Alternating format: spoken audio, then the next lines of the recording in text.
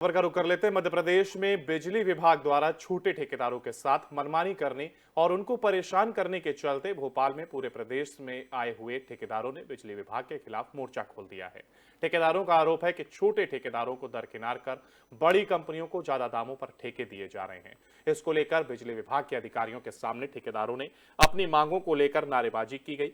इस दौरान सभी ठेकेदारों ने विभाग को चेतावनी देते हुए कहा है कि अगर बिजली विभाग अपनी कार्यप्रणाली में सुधार नहीं लाता है तो वो हड़ताल करेंगे और अपने जिलों में ठेकेदारी का कार्य नहीं करेंगे।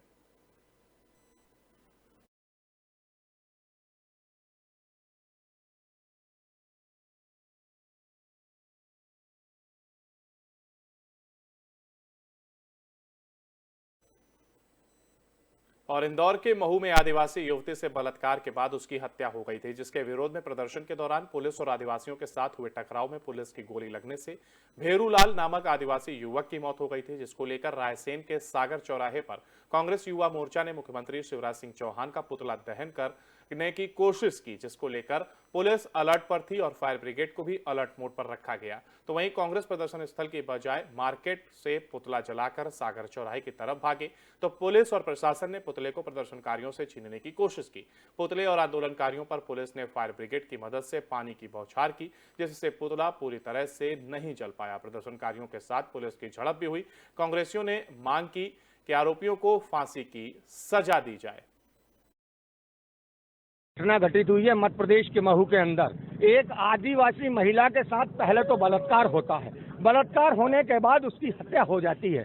उस हत्या को लेकर उसके परिवार और उसके समुदाय के लोग जब एफआईआर करने पूरे इकट्ठे होकर थाने जाते हैं कि हमारी बच्ची के साथ बलात्कार हुआ और उसकी हत्या हो गई, तो इस मध्य प्रदेश की सरकार, उस मध्य प्रदेश सरकार की पुलिस उन निहत्थे लोगों पर गोली चलाती है। उस गोली चलाने में एक आदिवासी व्यक्ति की मृत्यु हो जाती है। उस सब बातों को लेकर आज हमारे प्रदेश के नेता, आदरणीय यूथ कांग्रेस के नेता विक्रांत भूरिया जी ने एक आह्वान किया था, दलित विरोधी ये सरकार रहती। इंदौर के महू में एक आदिवासी महिला के साथ बलात्कार किया गया, उसकी हत्या कर दी गई और जब आदिवासी लोग उसका विरोध करने पहुंचे तो उनमें आदिवासियों पर फायरिंग की गई, उसमें भी एक आदिवासी की मृत्यु हो गई। उसके विरोध में हमारा ये पुतला दहन था कि ये सरकार जो है वो आदिवासी विरोधी सरकार है और इसके द्वारा लगातार आदिवासी पर अत्याचार किए जा रहे हैं। आदिवासी अत्याचार के मामले में मध्य प्रदेश 5 बार से नंबर 1 पे है।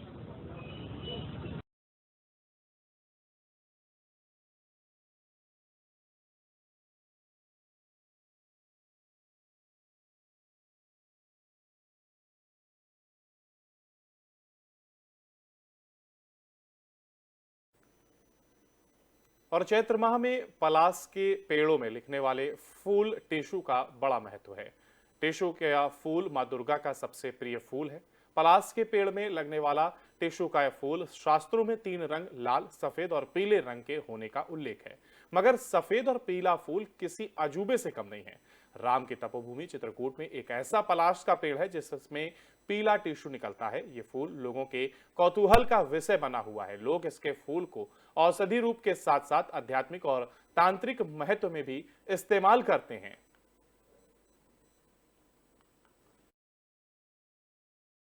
कि पलाश 3 प्रकार के होते हैं जो वर्णन यह मिलता है। एक लाल पलाश जिसे टेसु सामान्य रूप से जाना जाता है, एक सफ़ेद पलाश, सफ़ेद फूल वाला पलाश, और तीसरा होता है पीले फूल वाला पलाश। लाल फूल वाला पलाश बहुतायत में पाया जाता है और उसी फूल के रंग से पहले होली खेली जाती थी, प्राकृतिक होली उसी से खेली जाती थी। और दूसरा सफ़ेद पलाश बहुत कम मिलता है और पीला पलाश भी बहुत कम है। मझगमा के पास एक इधर पहले है, बहुत कम, इस जाति के लोग बहुत कम मिलते हैं। जैसे सफ़ेद शेर बहुत कम मिला, तो उसे एक पौधा ही है वो। पलाश के बहुत पहले से उपयोगिता थी। पलाश के पत्ते का उपयोग तो गर्मी के दिनों में अच्छे 70 पत्ते होते हैं तो पत्तल बनाए जाते थे, दोना बनाए जाते थे, लोग खाने उपयोग करते थे। पलाश का जो पेड़ था उसकी छाल के नीचे जो उससे काफ़ी रस्सी बनाई जाती थी और गुरु पूर्णिमा के दिन पंडित लोग सबसे पहले उसी के पलाश को ही बांध करके और अच्छा सूत बांधते थे और उससे माना जाता था कि पलाश ब्रह्म तेज प्रदान करता है, तो तेजस्वी बनाता है, ऐसा लोगों की धारणा थी। पीले पलाश के पौधे का ये तोड़ना नहीं चाहिए उसको। इसका तांत्रिक लोग पहले उपयोग किया करते थे, तंत्र मंत्र भी करते थे, तो इसीलिए उसको लोग तोड़ते नहीं हैं पौधे। आजकल औषधीय पौधे, जंगली पौधे हैं, जंगलों के तमाम अतिक्रमण करके लोग खदानें बना लिया या कि खेत बना लिया, तो रहे भी होंगे कहीं, तो नष्ट होते जा रहे हैं, लोग बाग उनका संरक्षण कर नहीं पा रहे हैं। तो वन विभाग को चाहिए कि अगर और खोज करें। इसे आदमी जी नहीं जाते तो ये बहुत काम में आता है। इसको खजाने में डाल दो तो कभी कमी नहीं। ये जैसे कहो कि जलन हो गए हो तो यही घिस के लगा दें जा तो ठीक हो जाए। अरे इसमें बहुत गुण है। शरीर में यदि मालिश कर दो तो शरीर की थकावट दूर हो जाती है। मानसिक हमें यही क्यों रही। वृक्ष का बहुत बड़ा महत्व है। हमारे यहाँ ये वृक्ष कहीं कहीं देखने के लिए मिलता है और हमारे यहाँ क्षेत्र में तो ऐसा वृक्ष हमें यहीं पे देखने के लिए मिला है। हमको कालीदाई मंदिर के पास ऐसा वृक्ष है। इसे पीला पलाश का फूल कहते हैं और देवी देवताओं के उसमें भी चढ़ता है। बहुत दूर दूर से लोग इसे यहाँ लेने आते हैं और वहाँ पे हनुमान जी का मंदिर भी है। और बुजुर्गों के द्वारा बताया गया कि ऐसा वृक्ष कहीं कहीं देखने को मिल, जैसे अपने यहाँ बहुत सारे, तो अभी तक ऐसा पूरे जंगल में वृक्ष देखने को नहीं मिला है। जैसे कि आपके चितहरा मोड़ मंदिर के पास काली माता का मंदिर जो है, वहाँ पे पीला फूल जो मिलता है, इसे पियरिया बाबा के नाम से भी जाना जाता है। और देवी के भी यहाँ ये फूल चढ़ता है। नागेंद्र कुमार शुक्ला। कि परास 3 प्रकार के होते हैं जो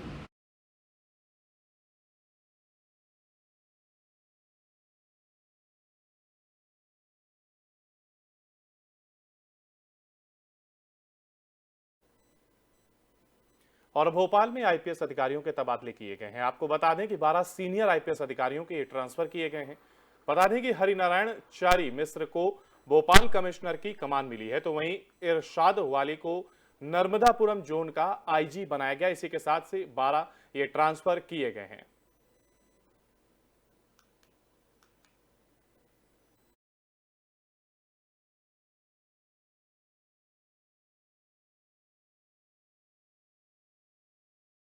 आईपीएस अधिकारियों के ये तबादले हुए, जहां पर 12 सीनियर आईपीएस का ये ट्रांसफर किया गया, जिसकी सूची आप स्क्रीन पर देख रहे हैं। हरिनारायण चारी भोपाल कमिश्नर बने हैं और आईपीएस अधिकारियों के भी इस दौरान तबादले किए गए, जिसमें 12 सीनियर आईपीएस हैं जिनका ट्रांसफर किया गया है। सूची आप स्क्रीन पर देख रहे होंगे, जिसमें सभी 12 अधिकारियों की यह सूची जारी की गई है जिसके ट्रांसफर किए गए हैं।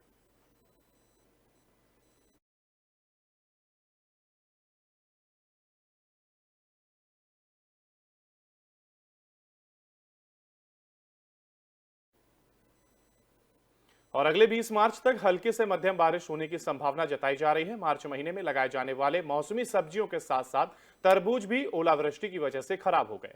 छत्तीसगढ़ के बस्तर संभाग में भी गुरुवार को हुई तेज बारिश ने जमकर तबाही मचाई है। दोपहर बाद अचानक आए मौसम में बदलाव की वजह से बस्तर जिले के साथ साथ संभाग के 4 जिलों में जमकर बारिश हुई और कई जगहों पर ओले भी गिरे हैं। खासकर बस्तर, दंतेवाड़ा, बीजापुर और सुकमा में बारिश ने जमकर कहर बरपाया। तो वहीं इस बारिश की वजह से सैकड़ों किसानों के खड़ी फसल खराब होने का भी अंदाजा लगाया जा रहा है। दरअसल मार्च महीने में बस्तर के कई किसानों ने अपने खेतों में तरबूज लगाया था, लेकिन ओलावृष्टि होने से तरबूज की फसल पूरी तरह से खराब हो गई है। साथ ही अन्य मौसमी सब्जियों के फसल भी पूरी तरह से बर्बाद हो गई है। वहीं मौसम विज्ञानी ने बस्तर संभाग में अगले 48 घंटों का अलर्ट जारी किया है। इस दौरान संभाग के कुछ जिलों में भारी बारिश होने की चेतावनी भी दी गई है। मौसम विज्ञानी एसपी चंद्रा से मिली जानकारी के मुताबिक बंगाल की खाड़ी में बने चक्रवात का असर पूरे छत्तीसगढ़ में देखने को मिल रहा है और इससे दक्षिण बस्तर भी अछूता नहीं है। बुधवार से ही मौसम में बदलाव आने की वजह से रात को हल्की बूंदाबांदी हुई, लेकिन गुरुवार दोपहर बाद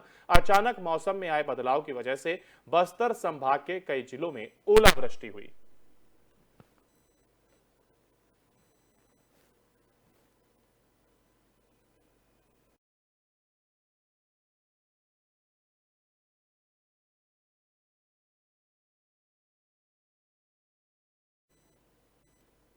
महाराष्ट्र के स्वास्थ्य मंत्री तानाजी सावंत ने कहा है कि राज्य में H3N2 वायरस काफी तेजी से फैल रहा है, लेकिन चिंता करने की जरूरत नहीं है।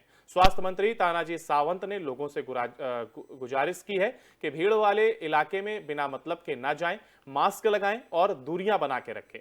महाराष्ट्र में देखा जा रहा है कि राज्य में H3N2 और कोविड के मामले दोबारा से बढ़ रहे हैं। हमारा विभाग इन सब मामलों को लेकर सीरियस है और सभी हॉस्पिटल को अलर्ट पर रहने को कहा गया है।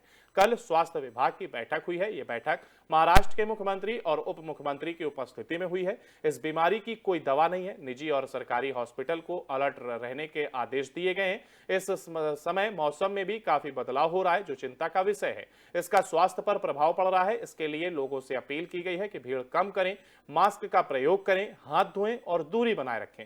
बुखार आदि होने पर ही डॉक्टर से सलाह लें।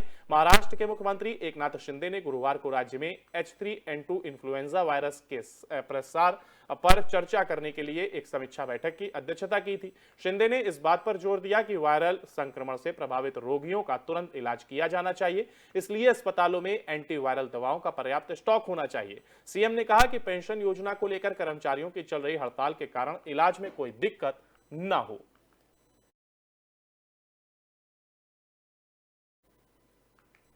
और इसी के साथ मध्य प्रदेश और छत्तीसगढ़ से जुड़ी हुई खबरों में फिलहाल के लिए इतना ही। बाकी की तमाम अपडेट के लिए आप लगातार बने रहिए FM न्यूज के साथ। नमस्कार।